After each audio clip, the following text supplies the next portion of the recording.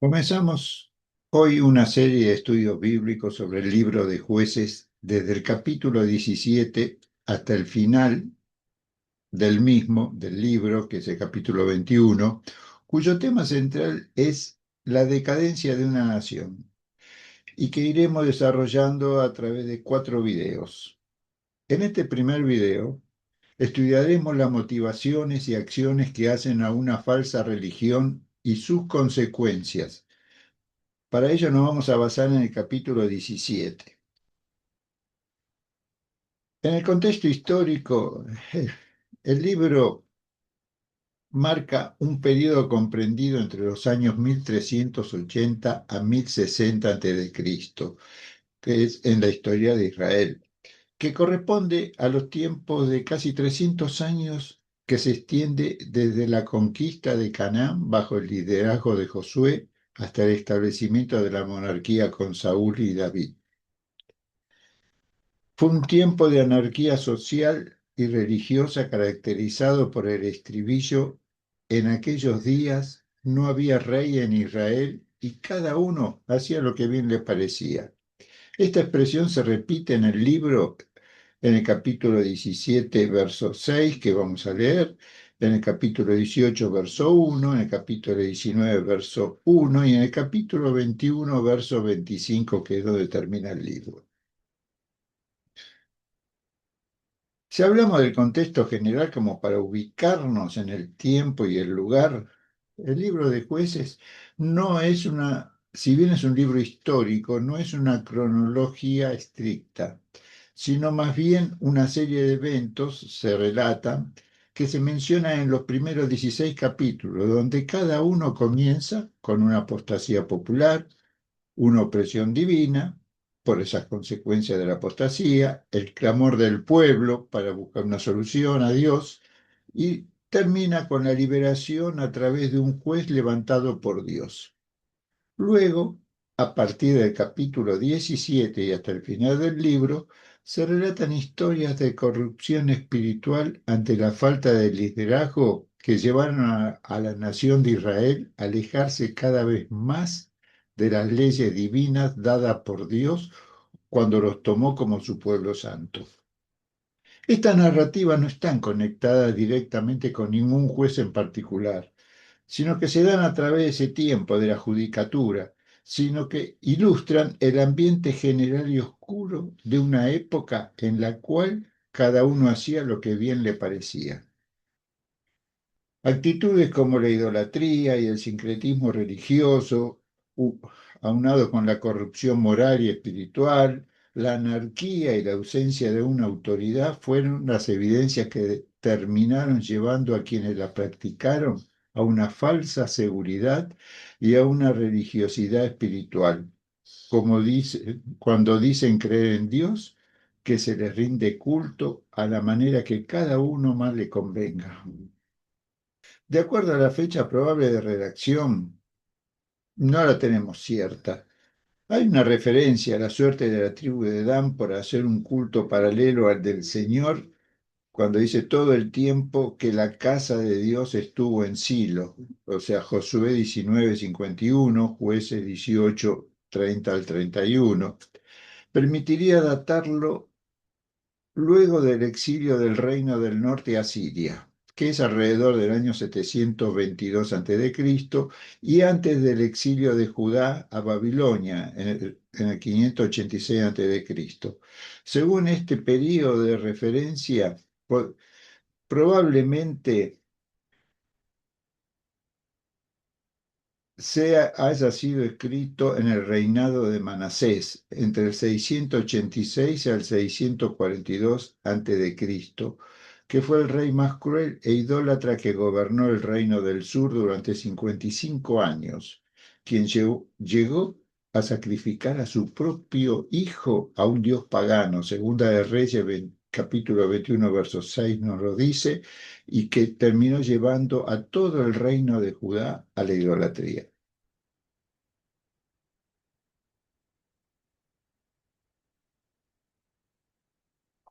El libro en sí es una triste historia de una nación que le da la espalda a Dios. La decadencia moral y espiritual de Israel que se menciona en los capítulos 17 al 21 se fue dando a partir del momento en que Josué repartió la tierra entre las tribus de Israel. Si bien Dios levantó a varios libertadores o jueces, estos no pudieron revertir esta corriente e incluso algunos llegaron a empeorarla.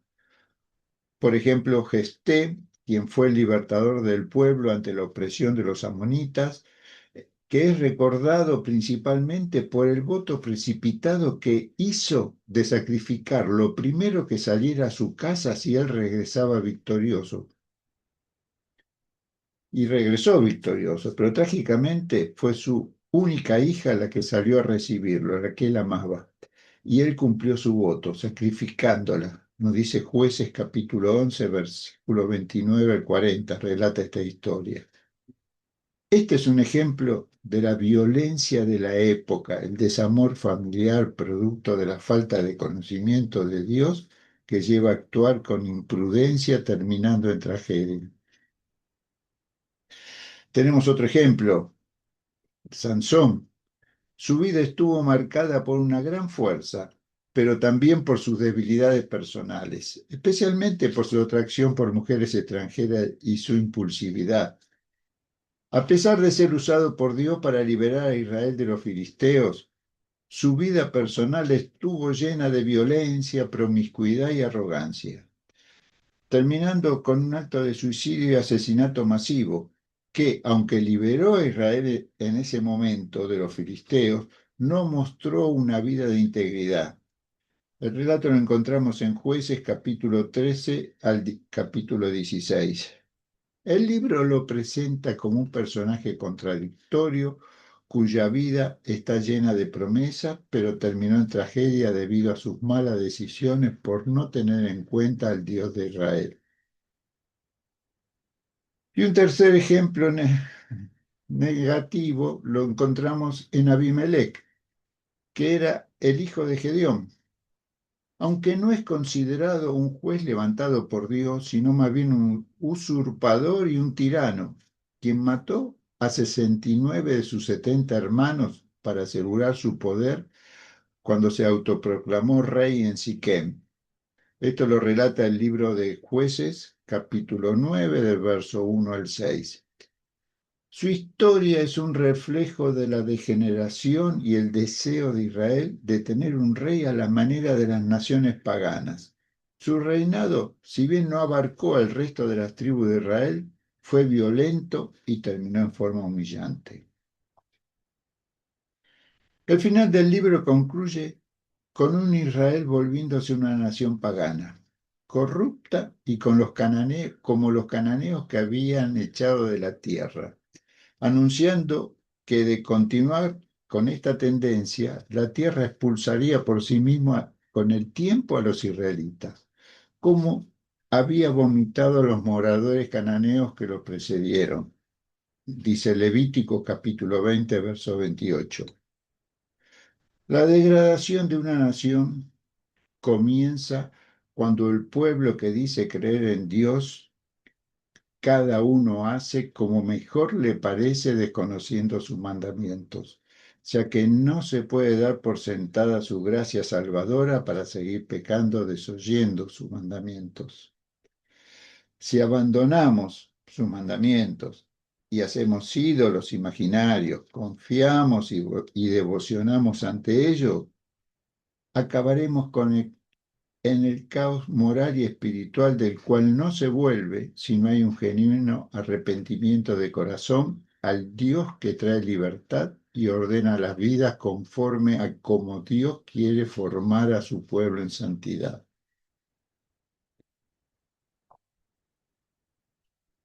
Ahora comenzamos a analizar el texto. Leemos los primeros dos versículos del capítulo 17, que dice así: Hubo un hombre del monte de Efraín que se llamaba Micaía, el cual dijo a su madre: Los 1100 siclos de plata que te fueron hurtados, acerca de los cuales dijiste y de los cuales me hablaste, he aquí, el dinero está en mi poder. Yo lo tomé. Entonces la madre dijo, bendito seas de Jehová, hijo mío.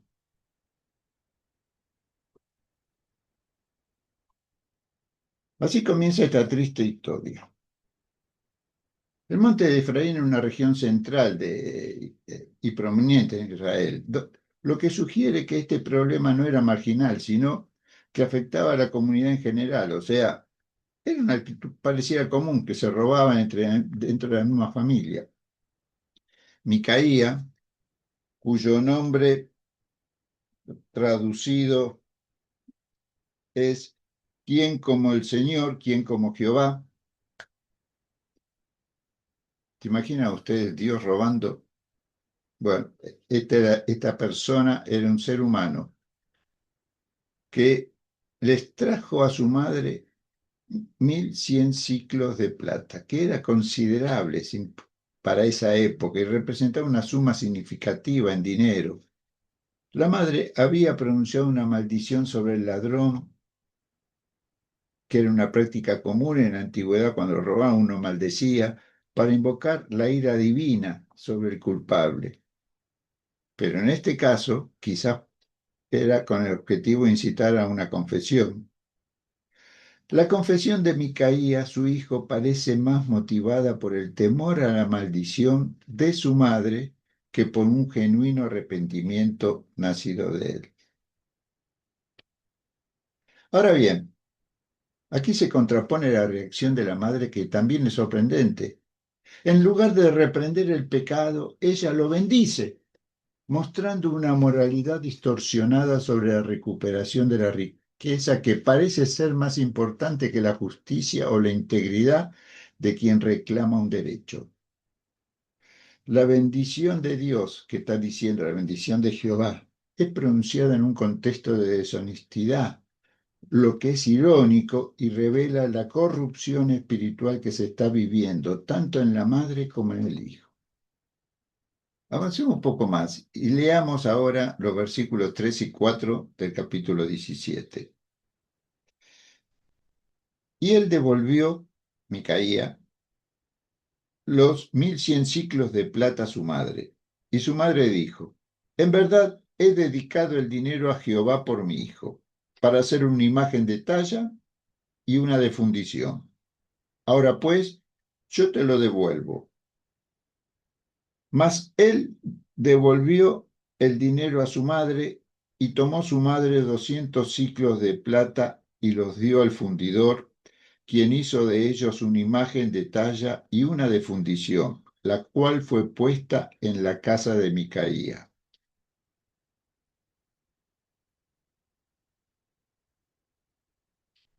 Interesante que devuelve el dinero el hijo y la madre dedica ese dinero, como dice el texto, al Señor, a Dios, por su hijo que robó, para hacer una imagen de talla y una de fundición. Que, ahora, una imagen, la idea de usar dinero robado y luego santificado para crear imagen de culto es una profunda perversión de la adoración a Dios. La imagen, la frase de Micaía no se puede llegar a comprender, pero lo que está haciendo la madre es un acto sobre un acto de piedad personal y familiar que está manchado por la idolatría, que es lo cual Dios aborrece. No puede haber bendición. A pesar de la supuesta dedicación total, la madre solo entrega 200 ciclos al fundidor, se quedó con 900 para hacer las imágenes que le da a su hijo, reteniendo la mayor parte del dinero. Esto demuestra la inconsistencia también entre su palabra y su acto y una falta de verdadera devoción. Las imágenes probablemente eran ídolos domésticos, representaban una mezcla sincretista de adoración propia de los cananeos, con prácticas paganas, y lo que lo tomaba el pueblo de Israel que había conquistado esa zona. Eran objetos tangibles de culto, lo que estaba estrictamente prohibido por la ley mosaica.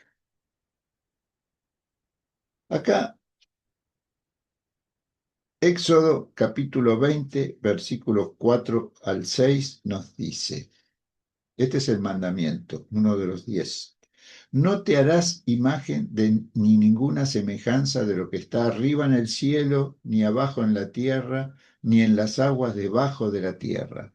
No te inclinarás a ellas, ni las honrarás, porque yo soy Jehová tu Dios, fuerte, celoso, que visito la maldad de los padres sobre los hijos hasta la tercera y cuarta generación de los que me aborrecen y hago misericordia a millares, a los que me aman y guardan mis mandamientos.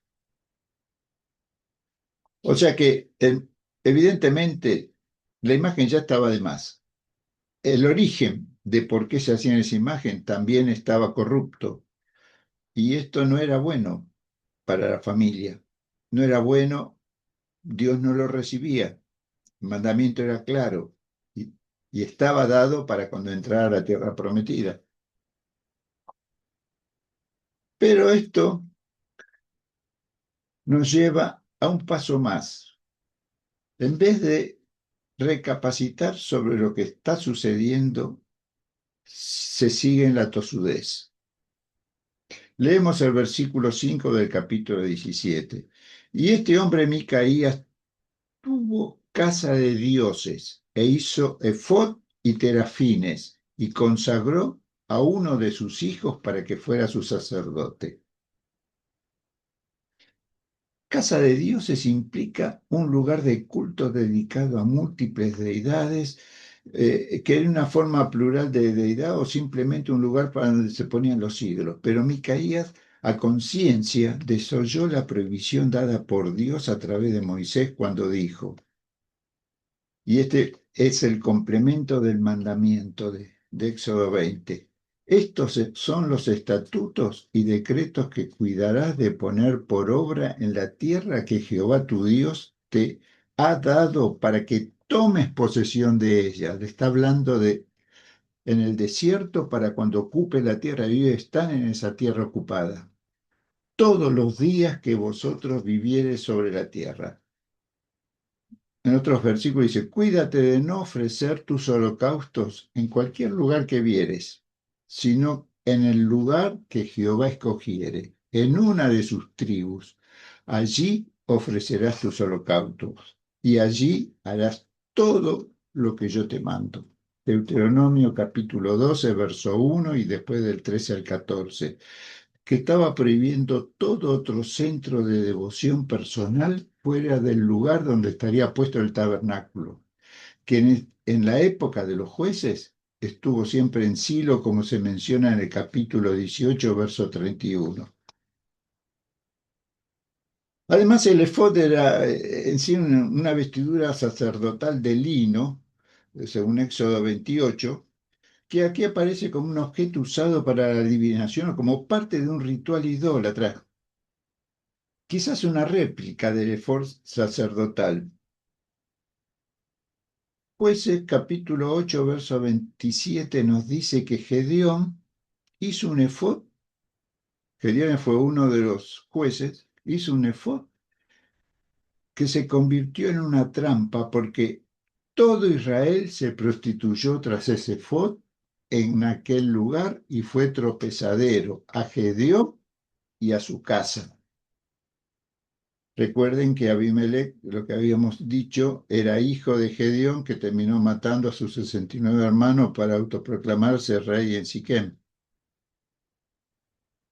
Se cumple la palabra. Los terafines eran pequeñas imágenes de ídolos domésticos que a menudo asociados con la adivinación y la protección familiar. Génesis 31, versículos 19 y 34, y Primera de Samuel, capítulo 19, versículos 13 y 16. Y cuando consagra a uno de sus hijos como sacerdote es una muestra clara de violación de la ley levítica que establecía que sólo los descendientes de Aarón, de la tribu de Leví, podían ser sacerdotes legítimos.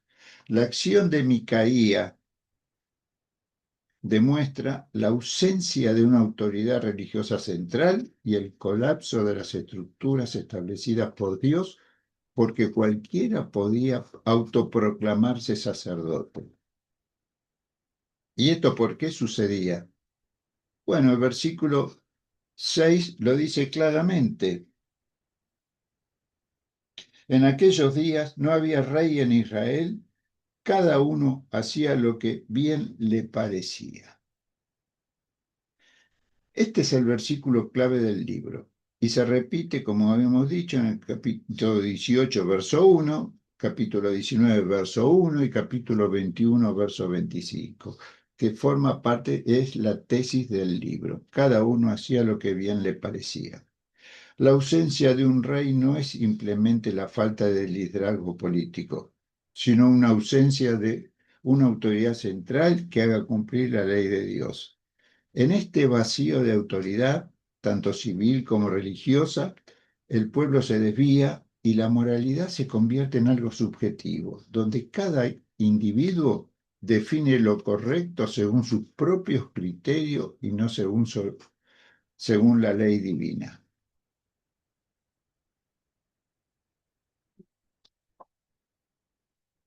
Ahora, siempre hay una oportunidad como para eh, formalizar lo que empezó mal, como tratar de decorarlo con algo de legalidad. Dice el versículo 7 al 10 del capítulo 17. Y había un joven de Belén de Judá, de la tribu de Judá, el cual era levita y forastero allí. Este hombre partió de la ciudad de Belén de Judá para ir a vivir donde pudiera encontrar lugar. Y llegando en su camino al monte de Efraín, vino a la casa de Micaía. Y Micaía le dijo, ¿de dónde vienes? Y el levita le respondió, soy de Belén de Judá, y voy a vivir donde pueda encontrar lugar. Entonces Micaía le dijo, quédate en mi casa, y serás mi padre y sacerdote, y yo te daré 10 ciclos de plata por año, además de vestido y comida. Y el levita se quedó. La mención de un levita, miembro de la tribu sacerdotal, sugiere un atisbo de legitimidad religiosa. Sin embargo, su origen de Belén de Judá y su condición de forastero, probablemente buscando empleo o sustento, indica que no estaba en el lugar asignado para el servicio levítico. La tribu de Leví no recibió una heredad territorial como el resto de las tribus, sino ciudades dispersas por todo Israel. Jueces, Josué capítulo 21. El levita se encuentra deambulando, buscando un lugar para establecerse y ganarse la vida. Esto refleja la precariedad de la vida de algunos levitas en ese tiempo y quizás la falta de apoyo por parte del pueblo que debía sostenerlo con sus diezmos y ofrendas, que para eso fueron creados, para ellos.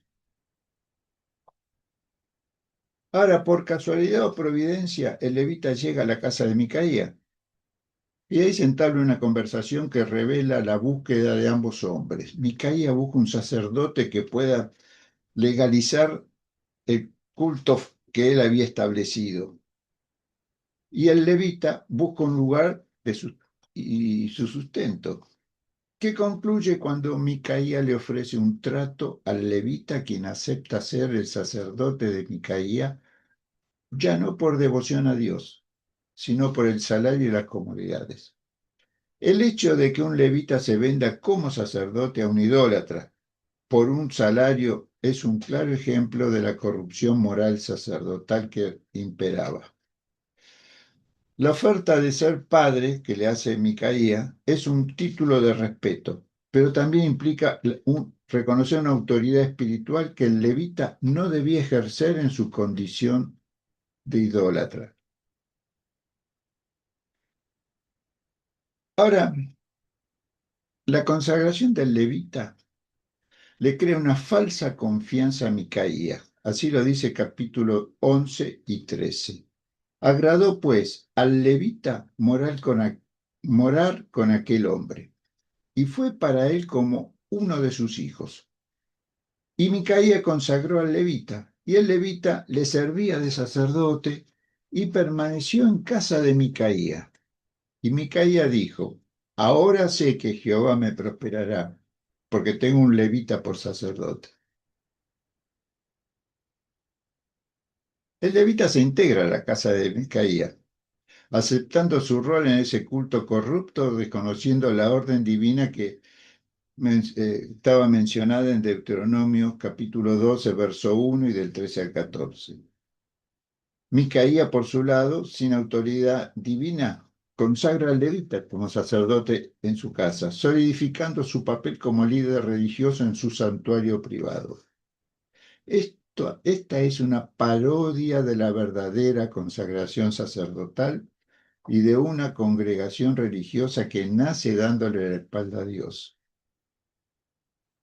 Ahora, cuando Micaías dijo: ahora sé que Jehová me prosperará porque tengo un levita por sacerdote, esta es la declaración más reveladora de la perversión de la fe de Micaía, cuyo nombre, como dijimos, significa quién como Dios, quien hace esta declaración confiado en que Dios haría lo que él esperaba que él haga.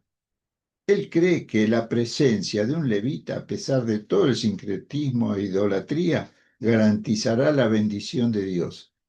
Su fe no está basada en el verdadero Dios ni en el cumplimiento de su ley, sino en un ritual superficial y en la presencia de un sacerdote que le da una falsa sensación de legitimidad. Es una teología de la prosperidad distorsionada, donde el bienestar material se busca a través de la manipulación de lo sagrado. Micaía confunde la forma con la esencia, la presencia de un levita con la verdadera obediencia a Dios, porque desconoce, o si lo sabe, no acepta que todo levita llamado para servir como sacerdote debe ser mayor de 30 años, según Números capítulo 4, verso 3, y no lo debe hacer en otro lugar, fuera del lugar donde se encuentra el tabernáculo, y el levita también lo sabía. Recuerda que cuando iniciamos el estudio, un joven levita, no llegaba a 30 años, no podía ser sacerdote.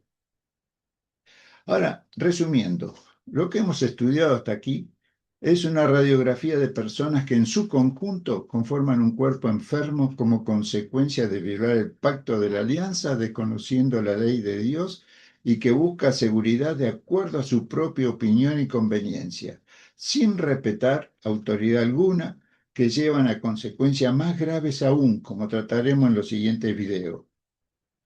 Aunque es posible interpretar la repetición de no había rey en Israel para justificar el establecimiento de una monarquía como tienen los reinos vecinos, el verdadero mensaje es un llamado al pueblo de Dios para volverse a Él de todo corazón, evitando todo sincretismo religioso. De hecho, el comentario "cada uno hacía lo que bien le parecía" habla del nivel moral y espiritual de los futuros reyes de Israel que actuaron de manera similar al pueblo que los consagraba. En otras palabras, la rebelión contra Dios se generaliza. Israel no necesitaba reyes para pecar. Podía caer en la inmoralidad por su propia cuenta al abandonar al Dios del pacto y combinar el culto con imágenes cananeas que utilizaban para adorar. Y aquí encontramos el propósito del autor del libro de Jueces, cuyo nombre no sabemos quién fue: despertar a su propia generación, llamando al pueblo del pacto a volverse a Dios y abandonar la apostasía y la búsqueda de soluciones individuales para lograr el bienestar personal a cualquier forma. Si bien no lo hace en forma expresa, los acontecimientos históricos que se fueron dando en el tiempo posterior a los jueces llevó a la nación de Israel al destierro, perdón.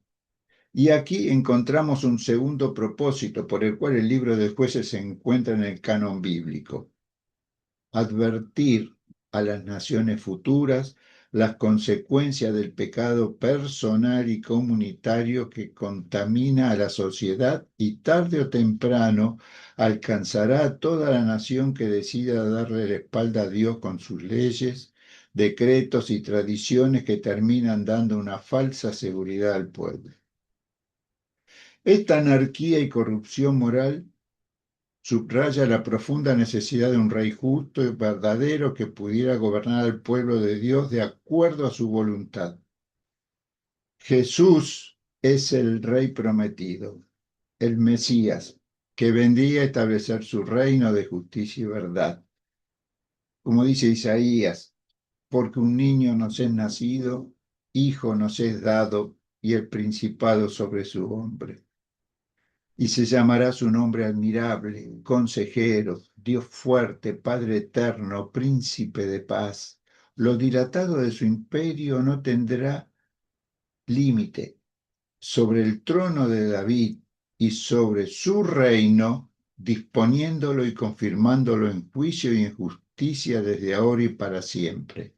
El celo de Jehová de los ejércitos hará esto. Capítulo 9, del verso 6 al 7 de Isaías. Por ello, Zacarías proclamó: alégrate mucho, hija de Sión, da voces de júbilo, Jerusalén, hija de Jerusalén, he aquí, tu rey vendrá a ti, justo y salvador, humilde y cabalgando sobre un asno, sobre un pollino, hijo de asna. Versículos 9, capítulo 9, versículo 9 de Zacarías. Gloria a Dios, que hoy podemos decir que Jesucristo es el Señor, proclamado bajo la ley, que trajo gracia para nuestro oportuno socorro. Ahora bien, para terminar, actualicemos el texto leído en nuestros días, porque en realidad lo que hemos leído es un texto antiguo, pero varias actitudes y comportamientos de una falsa religión descritos en este capítulo resuenan fuertemente en la actualidad. Hay actitudes humanas de conveniencia, relativismo religioso, instrumentalización de la fe, autoengaño y una ausencia de autoridad moral, que tristemente siguen siendo muy evidentes en el panorama social y espiritual contemporáneo, manteniendo la vigencia del texto bíblico.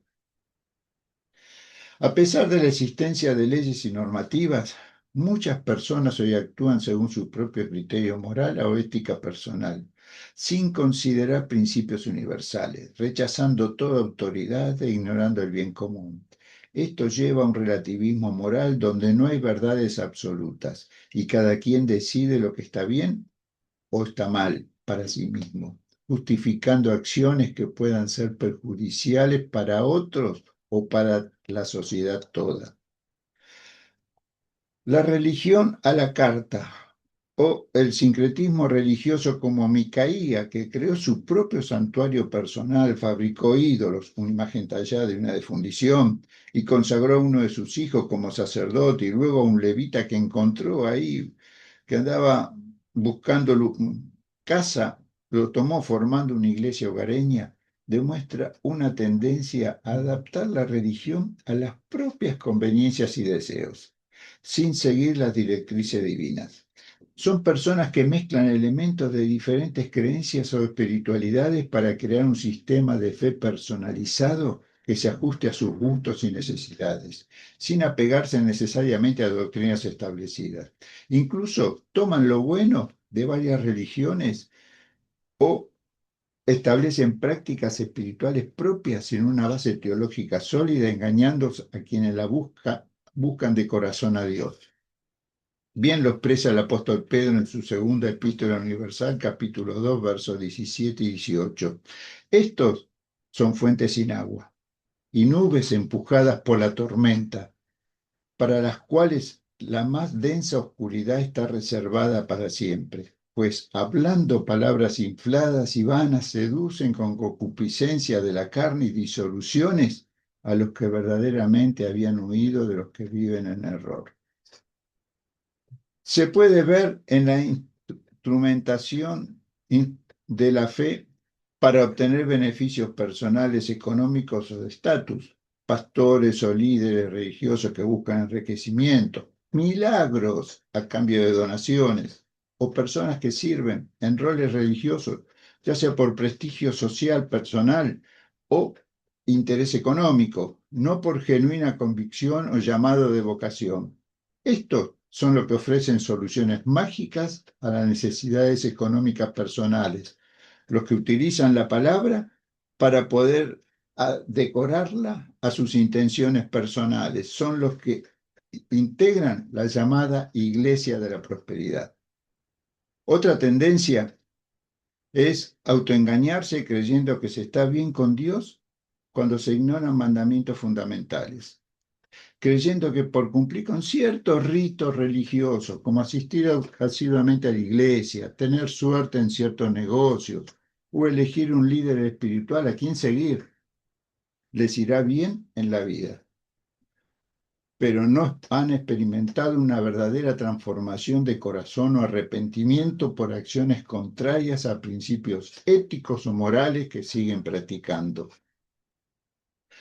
Y también hay quienes actúan con falsa autoridad moral y permisividad, como la madre de Micaía, al enterarse de que su hijo le robó el dinero y en lugar de reprenderlo y exigirle rectitud, lo bendice y luego usa parte de ese dinero devuelto para premiarlo con un regalo bajo el pretexto de no traumatizarlo, manteniendo la paz superficial, lo que lleva a la proliferación de comportamientos inmorales o antiéticos.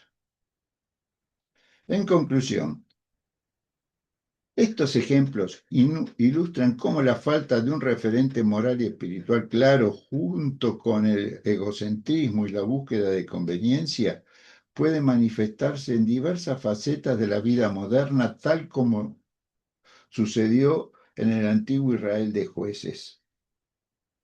Si alguien llega a sentirse afectado por alguno de los pecados mencionados, reflexione sobre su conducta moral y espiritual y deje de actuar como Micaía o su madre. Tampoco lo haga como si fuera el levita, cuyo nombre daré a conocer en el siguiente video y eso producirá asombro. Recordemos que ya tenemos un sumo sacerdote que vertió su sangre preciosa por la humanidad para limpiarnos de todo pecado y sanar toda herida del corazón con su gracia que sobreabunda.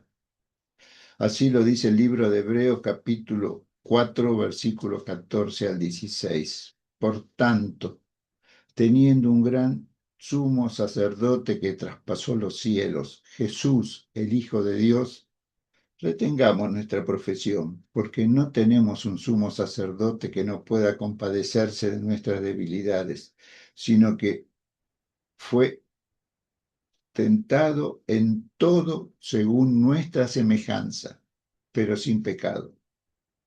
Acerquémonos, pues, confiadamente al trono de la gracia, para alcanzar misericordia y hallar gracia para el oportuno socorro. Que la gracia de Dios les bendiga y los guarde de todo mal camino.